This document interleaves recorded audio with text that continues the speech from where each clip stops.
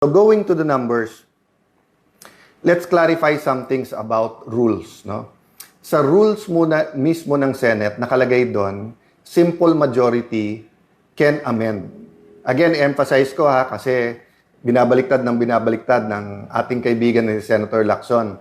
Sabi niya, okay lang pag-usapan yung rules, wag lang i-railroad. Wala pong railroading. Ang sinasabi po kasi niya, nasa committee yung rules. Ang plenary po or yung plenaryo ay mas powerful sa committees. Ang mga committees parang bowl po yan. Pwede mo ilagay dyan, tapos iproprocess sa bowl, or pwede mong tanggalin, ilipat sa bowl, or dalin sa plenary. Ang rule po ng Senate, hindi po kailangan dumaan ng katulad po ng pinagdadaanan ng bills. Kasi ang bills po nasa Constitution may first, second, third reading. So we were not violating any rule, and in fact, May 11 pa nag-start yan. So nasa nagsasabing nagmamadali kami,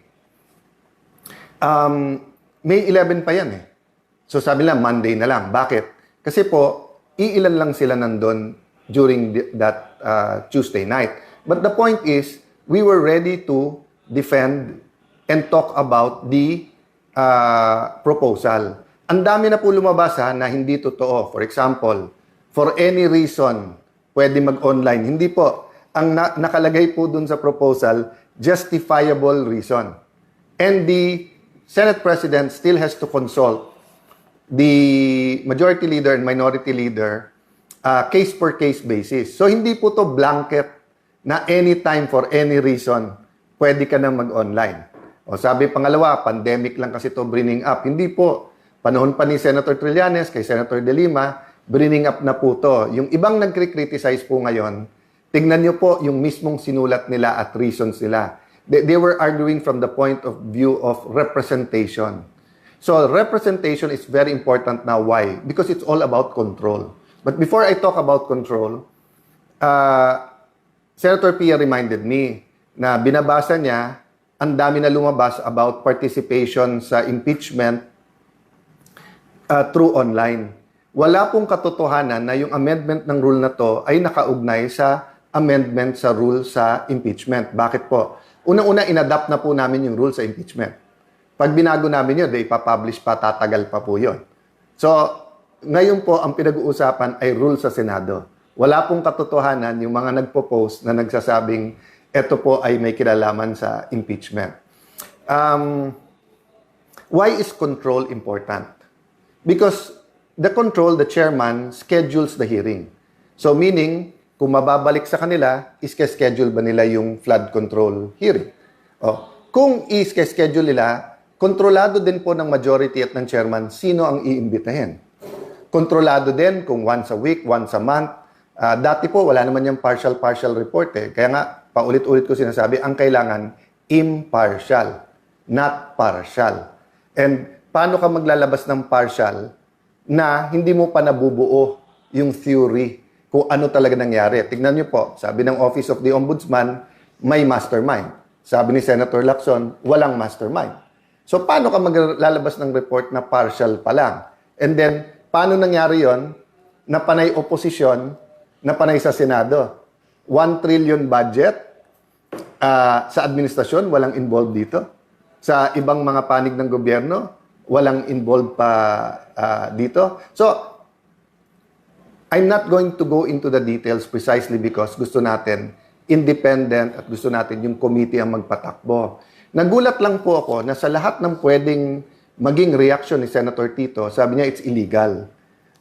Papasalamat ako sa mga matitinik natin mga netizens na una pa kayo na tinignan yung Section 18 ng rules ng Senate at yung Section 20 ng rules on investigations in aid of legislation. But assume natin tama si former Senate President Soto at bawal mag-create ng subcommittee. Hindi po bawal nasa rules po yan. But sabi mo, then all the majority has to do is for the chairperson, Senator Pia Cayetano, to come out herself with the notice on Monday. So, ang point ko, sa lahat ng pwedeng reaksyon, bakit parang ayaw talaga na ituloy ito? No? So again, we're not here para manggulo. Kami ang ginugulo. We're not here para dagdagan pa ang problema ng Pilipino. We're here para yung hindi maayos, ayusin. So until we have true repentance and true reforms, corruption will continue at the highest levels. I was sad because I've been saying this for 3 weeks. I've been saying independent investigation because I do believe the President is being given wrong information. So nung sinabi niya yung barilan, paulit-ulit sinasabi ng NBI at DOJ, wala sa Senate. We have evidence, so mapipilitan kami na i-hearing din yan. So the Committee on Public Order will hear, will get to the bottom of this, will bring the NBI, the DOJ, PNP, DILG, lahat ng nag-iimbestiga, sabay-sabay na kami iimbestigahan lahat, no? So I want you to understand that the rule about voting is tied to the control. So totoo, 13 ang kailangan para mapalitan ng SP. Pero ang magpapatawag po ng hearings ay yung chairperson. So isang strategy po ngayon ng 11, kaya napansin nyo po every weekend, sila ang gumagawa ng sinasabi nila, may babaliktad, may sasama na sa kanila, may nag-iisip. Alam nyo po ang kudeta, ang isang essential element po dyan ay stealth o kaya yung tahimik, ibubulaga ka, magugulat ka. Di ba? So bakit sila maingay about it? One is to try to create distrust among the 13. Secondly is to create pressure. And number 3, bakit nila pinipredict? May huhulihin dyan, may arrestuhin, ganyan. Okay. Because may mga kakampi sila sa kabinete. That's very clear, no?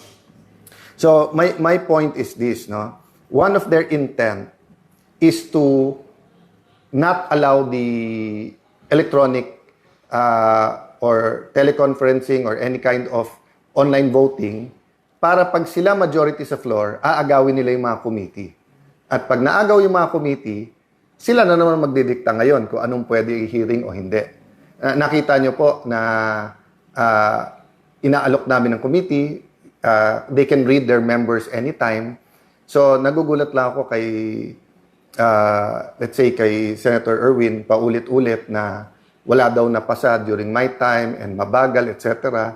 Pero nandyan na yung mga malalaking committee, hindi sila nagpapalista as members. Dati nag-uunahan pa. So, I'll try not to make as much comments regarding the senators because I do believe when you're Senate President of the whole Senate.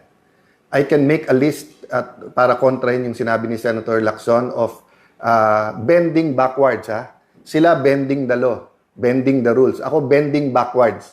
Lahat ng request nila, hindi ko na isa-isahin. Basta't kaya, ginagawa. Sa impeachment po, consensus. I did not dictate anything and maayos na lahat yan. So again, I want to emphasize the priorities of this majority. No? One is the soul of the nation. So good governance. Okay? Kasama po dun sa good governance, hindi lang yung accountability, which is the committee hearings and the impeachment.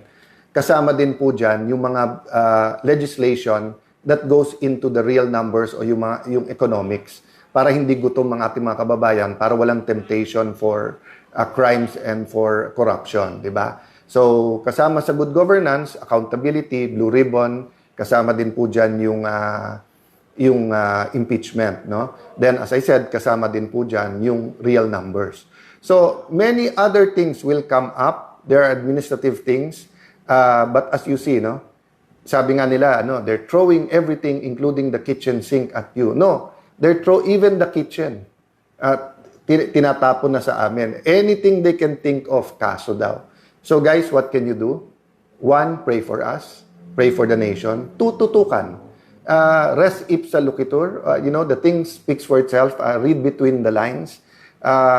Anyone can speak. Pero tignan nyo kung sino nagsasabi ng totoo. So let me stop there and ask for prayers, for reflections, for insights during this weekend.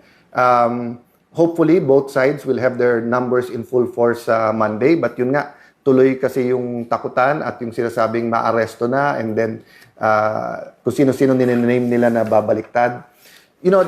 What's happening in the Senate, lahat tayo may stake dyan.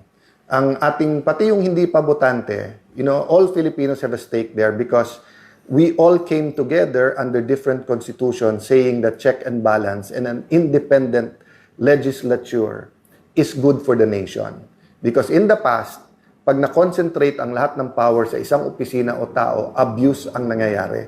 Ngayon nga po, separate ang House at Senate, separate ang judiciary, separate po ang executive. Nagkaroon ng flood control scam.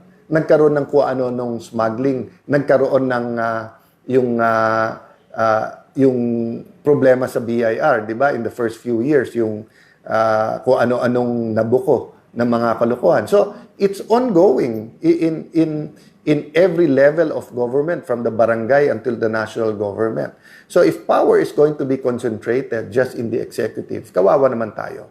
I don't think the president wants this. And I continue to extend a hand of working together professionally. But I really think he's not getting the right information. So, I do hope that the senior officials in the cabinet will be able to get the right information and throw the right information.